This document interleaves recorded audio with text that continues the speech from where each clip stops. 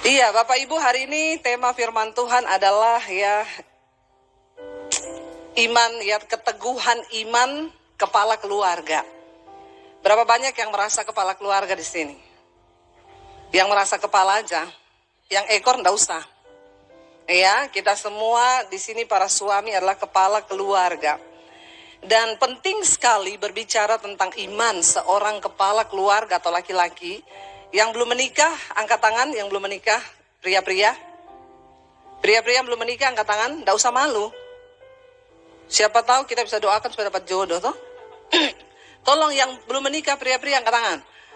Bilang, Anda adalah calon kepala keluarga. Jadi harus dengar firman ini. Saudara, ya, iman dari seorang kepala keluarga itu sangat penting sekali. Ya, seringkali sebagai bapak-bapak atau kepala keluarga, kita tuh menyepelekan yang namanya iman.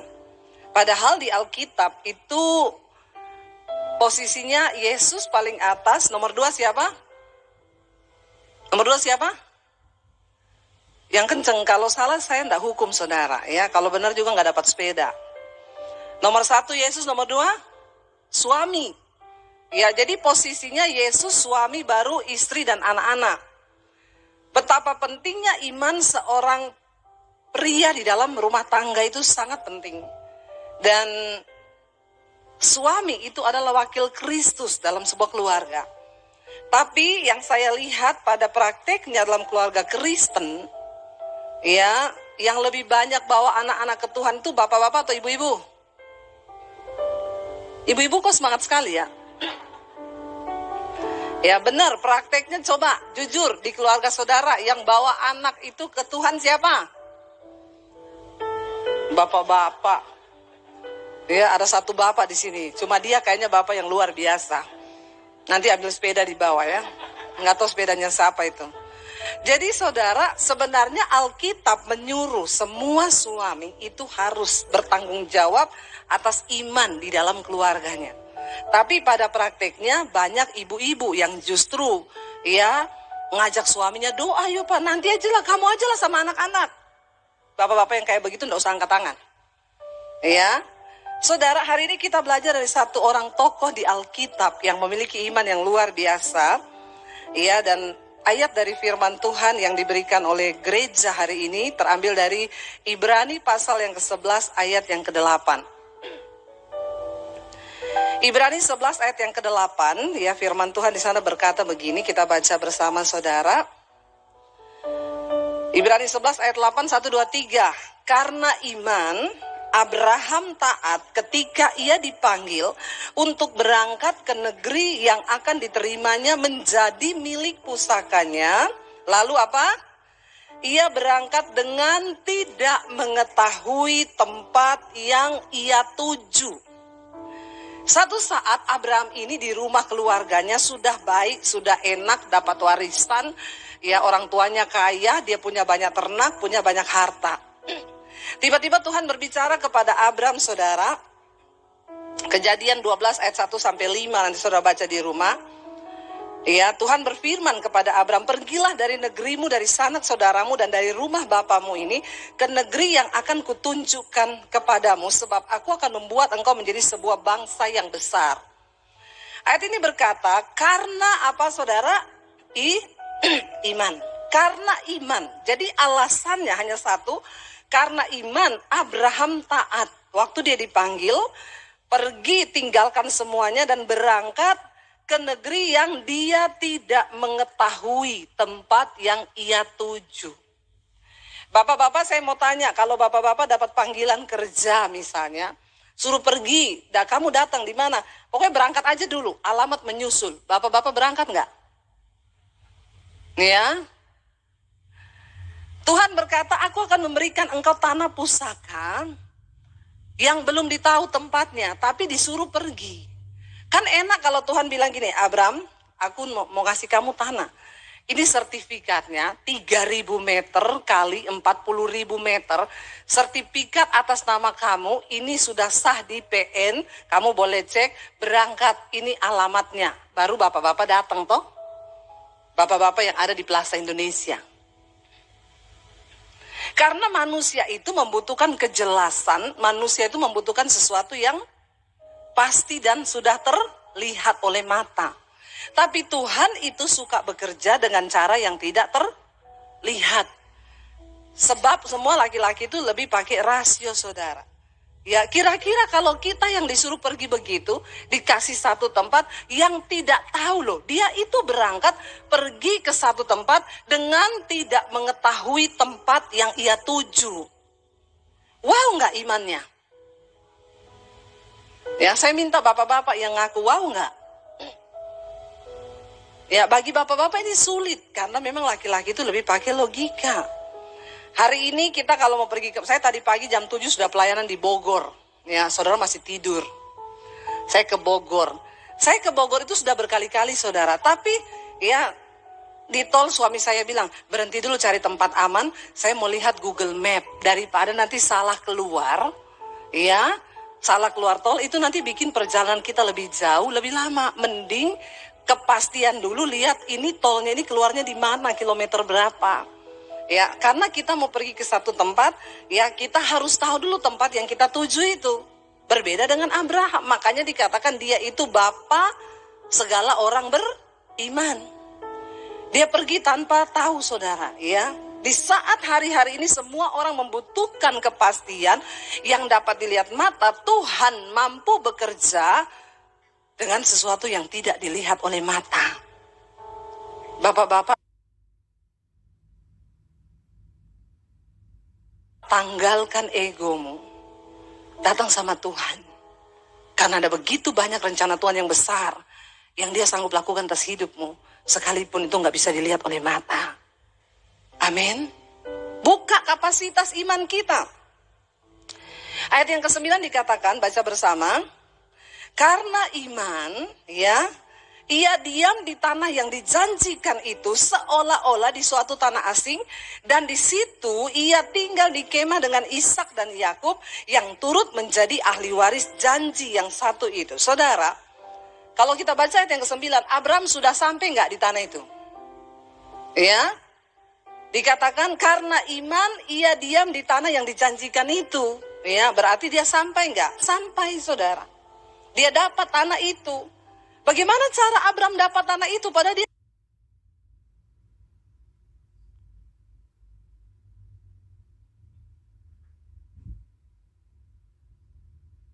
Nggak tahu. Lain kalau kita pakai Google Map ya. Di depan ada ya perempatan. Belok kanan 500 meter ya. Ada jalan bercabang. Tetap di kiri di jalan bercabang. Ya, bahkan kalau kadang-kadang kita pakai Waze itu dia bilang, hati-hati, di depan ada polisi. Kenapa polisi diingatkan, saudara ya? Cukup menakutkan memang ya. Buat orang yang ada salah. Kalau orang nggak ada salah, nggak perlu takut polisi. Iya nggak? Iya. Jadi kalau pakai Google Map itu ada, saudara. Tapi kenapa, saudara, Abraham itu nggak pakai petunjuk, dia bisa nyampe? Kita tuh bisa tangkap sinyal Google Map itu, kita bisa lihat arah yang ditunjuk kalau pertama HP kita nggak mati karena lowbat. Selama ada sinyal, ya kita masih bisa dapat. Sekarang lebih canggih lagi, Elon Musk datang ke Jakarta, ke Indonesia, bawa Starlink, bukan Starbucks keliling, bukan. Ya Starlink dia bawa, saudara, itu internet dengan kekuatan yang luar biasa. Ya, saya nanti kalau mau pergi di tengah hutan, saya masih bisa live. Tapi saya belum coba sih. Saya sudah beli alatnya, tapi belum coba. Ya, biar di tengah hutan yang nggak ada Telkomsel, nggak ada pemancar, itu katanya sih bisa. Karena dia langsung ke satelit. Jadi nggak ada alasan kita nggak dapat sinyal hari-hari ini. Ya, ibu-ibu kalau perlu belikan suamimu Starlink. Supaya tidak ada alasan dia bilang tidak ada sinyal kalau dicari. Ya, saudara, ya selama ada sinyal kita terhubung, tahu jalannya.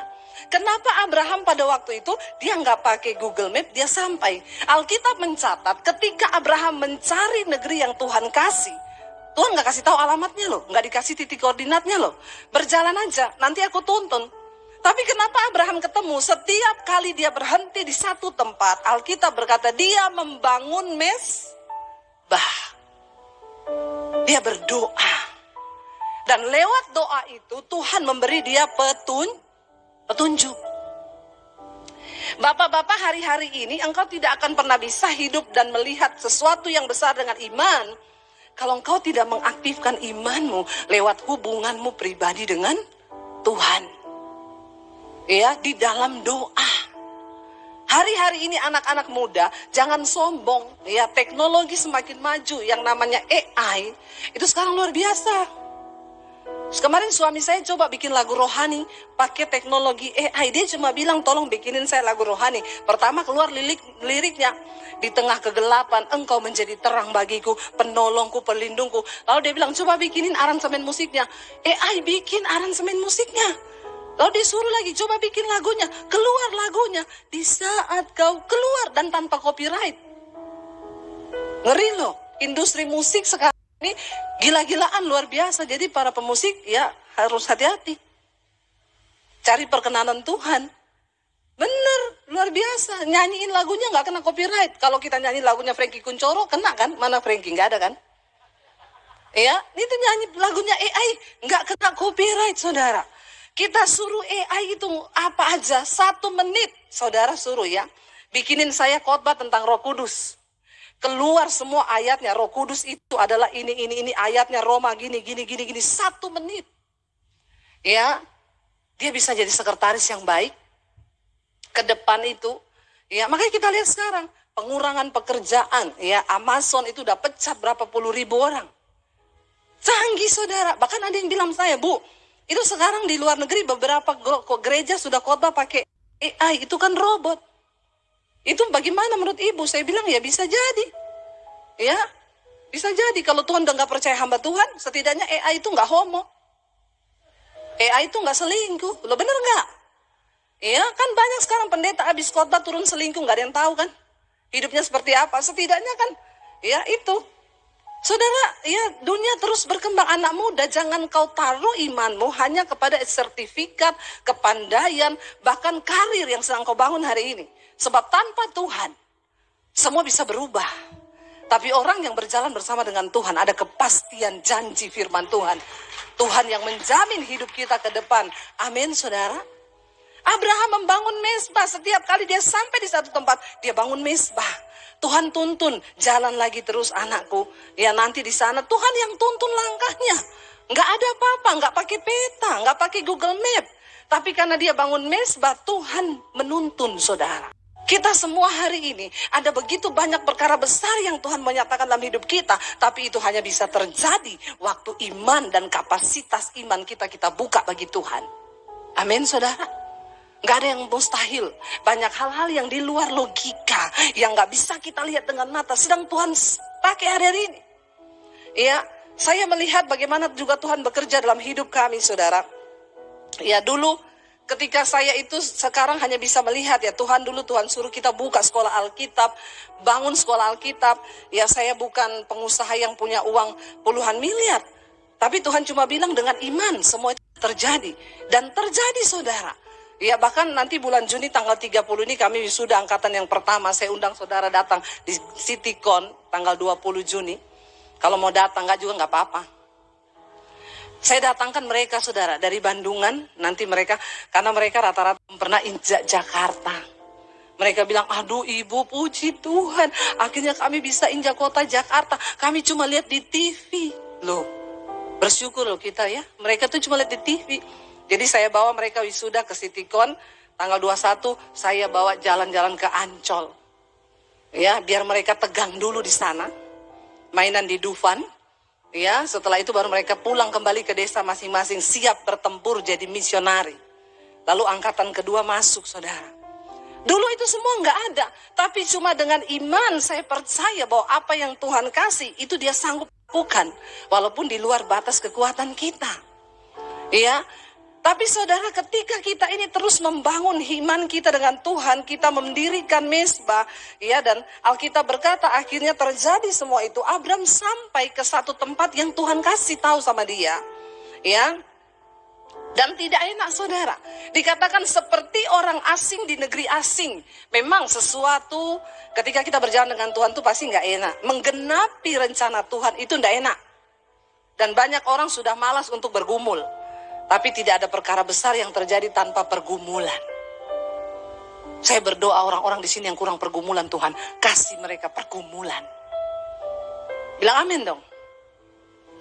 Ya, supaya kita mengalami Tuhan. Supaya iman kita bangkit. Supaya iman kita hidup, saudara. Dikatakan di sana, sebab ia menanti-nantikan kota yang mempunyai dasar, yang direncanakan dan dibangun oleh Allah. Ya, ada sesuatu yang dia nantikan. Mari bikin iman kita hidup. Nantikan sesuatu yang besar dari Tuhan, katakan. Jangan cuma jadi orang Kristen biasa, saudara. Engkau tidak akan pernah mengalami apa-apa cuma jadi orang Kristen biasa yang hari Minggu ke gereja, itu sudah selesai. Tapi sebagai kepala keluarga memang tidak mudah. Laki-laki itu pakai logika dan sulit untuk disuruh beriman. Tapi kalau saudara mau, tidak ada perkara yang mustahil bagi Tuhan. Kalau saya yang ngomong rasanya nggak afdol, saudara, ketika bagaimana Tuhan panggil kami di tengah pergumulan hidup yang berat. Mumpung ini temanya memang ya iman yang teguh dari seorang kepala keluarga. Jadi saya mau suruh suami saya yang bersaksi. Setuju? Bagaimana? Pasti dia punya cerita yang berbeda dengan apa yang saya ceritakan. Iya, saya undang suami saya maju ke depan untuk cerita bagaimana pergumulan ya iman yang kami alami. Ya, shalom. Ini ditodong ya. Shalom.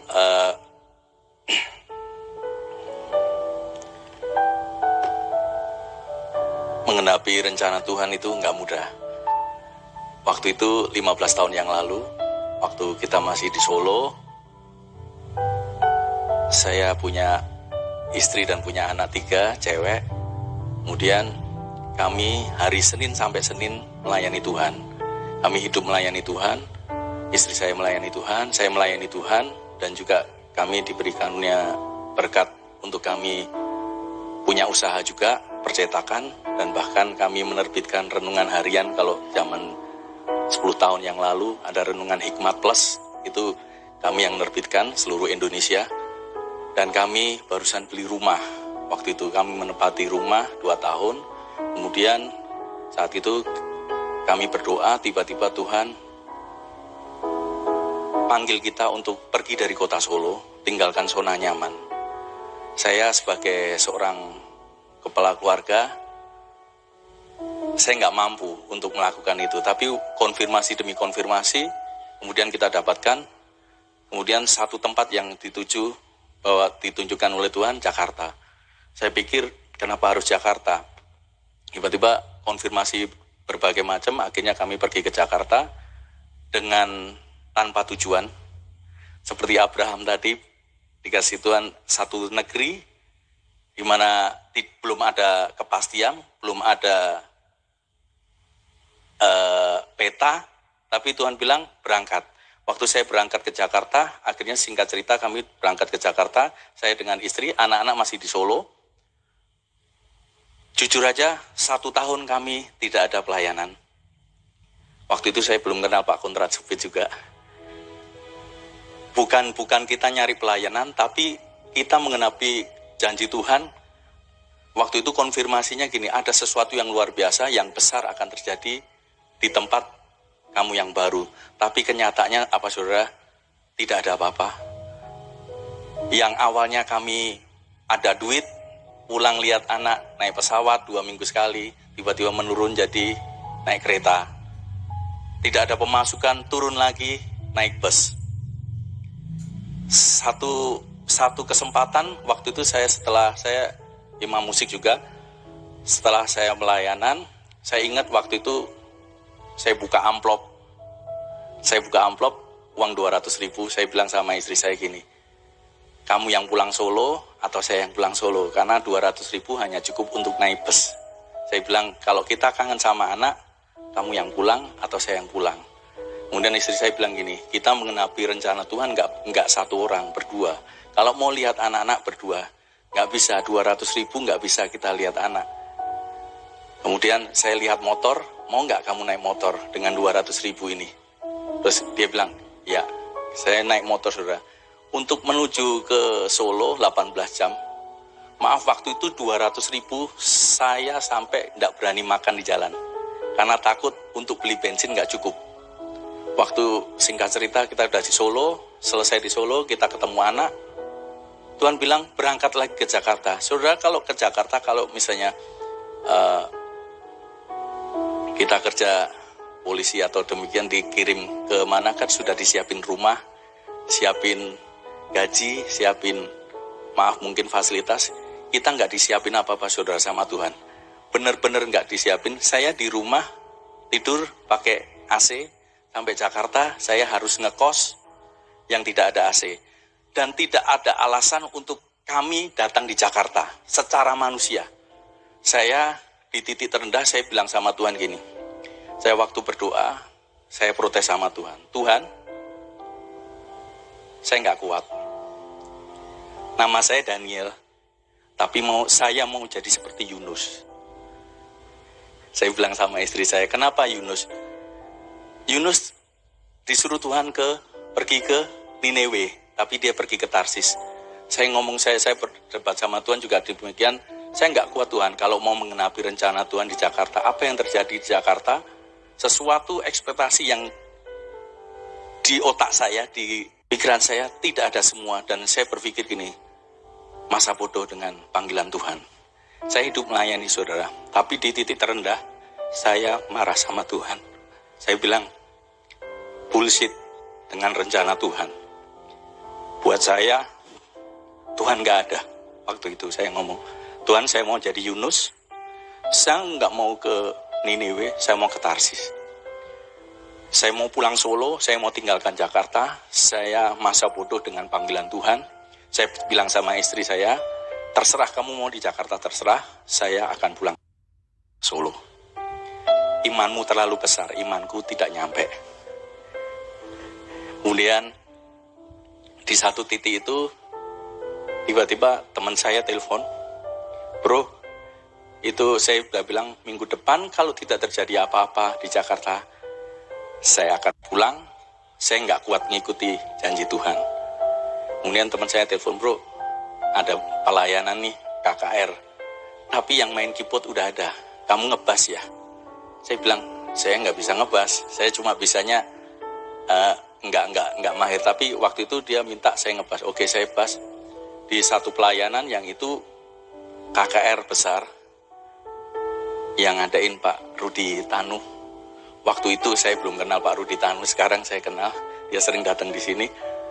Waktu ngadain itu saya cuma bilang gini, setelah ini saya mau pulang. Maaf, saya cuma mikir gini, saya mikir amplop, setelah itu amplop saya beliin tiket, saya pulang dan goodbye Jakarta.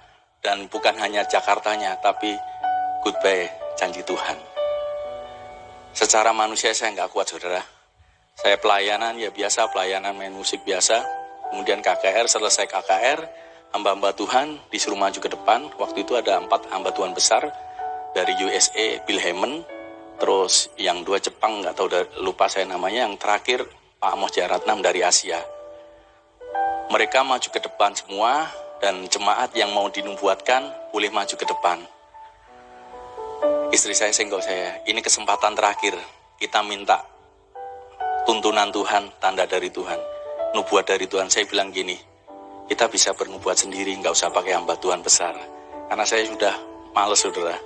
Dengan otak manusia tadi dibilang bahwa manusia seorang bapak itu dengan rasio. Saya udah mikir mana, janji Tuhan nggak ada. Nah saya maju, saya pilih yang saya dengan terpaksa maju, saya ngantri, saya pilih yang made in USA. Kan lebih dokter kan, kalau made in Asia kayaknya kurang gitu. Saya ngambil yang Bill Heyman, waktu itu ngantrinya paling banyak Bill Heyman. Kemudian minta dinubuatkan, sudah maju-maju beberapa orang, tiba-tiba karena saya pakai baju hitam putih, kan pemain musik, asernya single saya, kamu pemain musik kan, mundur dulu ya. Ini biar pengusaha-pengusaha dulu yang dinubuatkan. Di situ saya kecewa, saudara. Saya kecewa banget ini. Saya cuma gini, saya tadi mau maju aja saya dengan berat hati, ngapain sih dinubuat-nubuatin? Yang kedua, saya dikecewakan dengan saya harus mundur. Dan saya males lagi, saya duduk di kursi musik lagi. Kemudian saya udah jengkel, teman saya bilang, kenapa nggak jadi dinubuatin? Nggak, saya nanti bernubuat sendiri. Singkat cerita, Pak Amos Jairatnam yang dari Asia, made in Asia, karena sepi. Dia duduk di panggung musik, kemudian teman saya single, itu Pak Amos nganggur. Ya udah, mau tidak mau yang made in Asia, saya mau. Saya maju, saya bilang, Pak Amos bisa doakan saya, nubuatkan saya ada pergumulan dalam hidup saya. Kemudian Pak Amos bilang gini, sorry ya, saya capek sekali. Yang tadi made in USA saya kecewa disuruh mundur, yang ini made in Asia dia bilang capek. Saya udah, Tuhan nggak usah nubuatan-nubuatan, berarti benar. Selesai ini saya ambil amplop, saya pulang Solo. Tiba-tiba Pak Amos ini, kalian suami istri, iya. Kalian gandeng tangan, saya berdoa biasa aja ya. Tapi kalau Tuhan bicara, saya akan sampaikan. Waktu itu saya butuh banget Tuhan ngomong sama saya. Benar, baru kita gandeng tangan, Pak Amos langsung dia berdiri, langsung ngomong, tunjuk ke saya. Dan itu benar-benar yang menjadi pergumulan saya. Apa yang saya pikirkan, Tuhan ngomong saat itu. Benar-benar kayak Tuhan ngomong di depan saya. Yang pertama dia ngomong ini, kamu baru berpikir, manusia siapa yang mau tolong kamu di tempat ini? Bukan manusia, tapi Tuhan aku sendiri yang akan tolong kamu. Itu yang pertama. Yang kedua, dia bilang ada perkara besar yang akan kalian alami di tempat ini. Tapi ingat, jangan mundur satu langkah pun. Padahal saya hari itu saya mau mundur. Tuhan bilang jangan mundur satu langkah pun. Ada perkara yang besar. Bertahanlah. Yang keempat, itu yang membuat saya rontok. Saya kan masih berpisah antara anak saya masih di Solo. Langsung dia ngomong, anak-anakmu aku yang pelihara. Tuhan yang pelihara, bukan manusia. Dari situ saudara, apa yang saya janji Tuhan yang waktu itu disampaikan kepada keluarga saya, sempat saya mau lari dari panggilan Tuhan, tapi Tuhan ingatkan dari satu peristiwa itu. Tapi setelah selesai itu, apakah langsung terjadi begitu pulang terus besoknya langsung wow perkara besar? Tidak. Saya alami 13 tahun di Jakarta ini hingga pertolongan Tuhan, penyertaan Tuhan, hingga pada saat ini saya melihat Tuhan bekerja luar biasa. Dan saya mau sampaikan kepada Bapak, khususnya buat Bapak-Bapak, bukannya saya menggurui, bukan. Tapi ingatlah, ada Tuhan yang hidup. Dan dia menyertai sampai sekarang, sampai selama-lamanya. Amin. Iya, saudara, memang berjalan dengan iman itu tidak mudah, tidak gampang. Dan rasanya seringkali kita mau menyerah. Ya, kalau Abraham dia tetap percaya. Ya, dia nggak ngomong kosong sama janji Tuhan, panggilan Tuhan, saya mau pulang. Karena suami saya namanya Daniel. Jadi dia, karena pencobaannya Daniel itu di gua singa. Ya, Abraham itu dengan iman. Ya, artinya apa saudara? Kita semua punya batas kekuatan manusia. Sebagai laki-laki pun, ya. Laki-laki itu sebenarnya makhluk yang lemah. Karena Alkitab berkata, makanya tidak baik kalau laki-laki itu seorang diri, diciptakan seorang penolong. Ya, tetapi mereka itu harus menanggung banyak beban, banyak persoalan. Tapi dia nggak bisa ngomong, dia nggak bisa curhat. Ya, makanya seringkali dia tahan sendiri. Tapi bapak-bapak, ada satu kabar baik hari ini. Di tengah keterbatasan kita, waktu kita pun sudah mau menyerah, Tuhan itu tidak pernah terlambat. Dia datang tepat pada waktunya, seperti apa yang kami alami, saudara. Kami melihat bagaimana Tuhan menolong. Coba saudara bayangkan, kalau saat itu, ya, tidak lagi ada iman dan kami udah benar-benar nggak mau peduli, maka tidak akan ada pelayanan yang seperti hari ini yang kami lihat. Tidak akan ada sebuah sekolah yang bisa membentuk para misionari hari-hari ini. Karena memang tidak gampang, saudara. Saya salut sama anak-anak yang masuk ke sekolah misi itu. Untuk cari hari ini orang yang mau jadi hamba Tuhan. Itu udah sulit. Kita sekolahin gratis loh, enggak bayar. Itu aja cari itu susah, Pak. Makanya benar Tuhan Yesus bilang di akhir zaman, tuaian banyak, tapi penuai itu sedikit. Ya, banyak tuaian, penuai sedikit. Dan saya benar-benar menyadari, kami cari orang-orang yang gratis loh, ayo masuk sekolah. Itu susah. Kenapa? Memang untuk ikut Tuhan tuh harus punya iman. Saya percaya hari ini setiap bapak-bapak, kepala keluarga, saya undang para imam musik maju ke depan. Ya, mari kita berdoa. Saudara, ketika kita menjadi Kristen, itu tidak berarti otomatis nama kita tercatat di dalam kitab kehidupan. Hanya orang-orang yang mau hidup dipimpin oleh iman. Ya, kenapa saudara? Karena Yesus berkata di akhir zaman dia akan datang. Apa yang Yesus cari ketika dia datang kali yang kedua? Alkitab berkata, Yesus bilang, ketika aku datang kembali kedua kali di dunia ini, adakah iman aku dapati? Yang pada akhirnya Tuhan cari itu iman, saudara. Mari kita semua hari-hari ini mau hidup dengan iman, percaya sungguh dan tidak mau digoyahkan. Saya berdoa supaya kita bersepakat, iman kita hari ini bersepakat dengan Tuhan. Bapak, Ibu, Bapak-bapak terutama, jangan andalkan pikiranmu, kekuatanmu, karena Alkitab bilang terkutuklah orang yang mengandalkan kepintarannya sendiri, kekuatannya sendiri, tapi diberkatilah orang yang mengandalkan Tuhan.